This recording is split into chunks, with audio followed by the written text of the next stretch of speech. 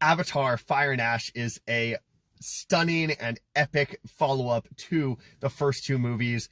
I loved it so much. It really builds upon all the things that we've seen in both of them. It's not just like a sequel to the second one. You don't need to worry about the first one. It's working off of both so well. It is the strongest of this trilogy. I loved it so much. It's my favorite movie of the year. I like how it goes way beyond where we saw this series start. Sometimes people criticize the original movie for saying that it's just Pocahontas in space. This is way beyond that. This is a great character story. It's got amazing action. I like how it's also very fast paced for being over 3 hours long. There's hardly any fat on this thing.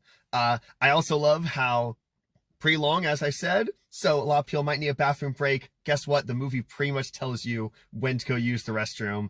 A character multiple times in a single scene about 2 hours in tells you about using the restroom, tells you about going pee, and that's a great opportunity for it. I thought that was a sort of funny element going on there.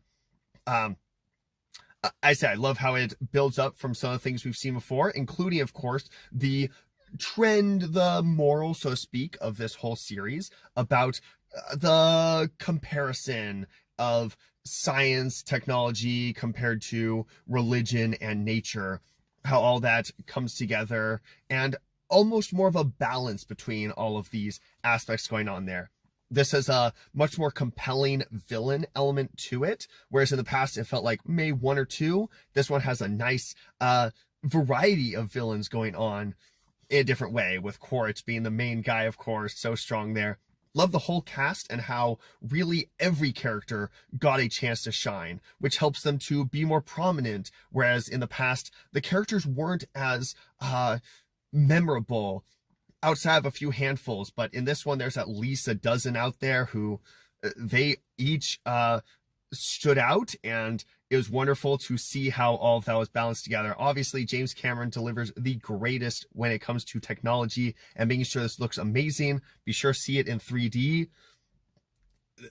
There's nothing more to say about that. Obviously, these are made for that.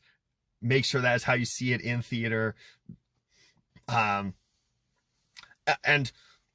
this is my favorite movie of the year. It's such a wonderful ending for this trilogy. I'm sure it's going to go onwards, but I think this is a solid trilogy there. I love these movies and hope you guys do too. Love to hear your thoughts about it. Thanks for watching.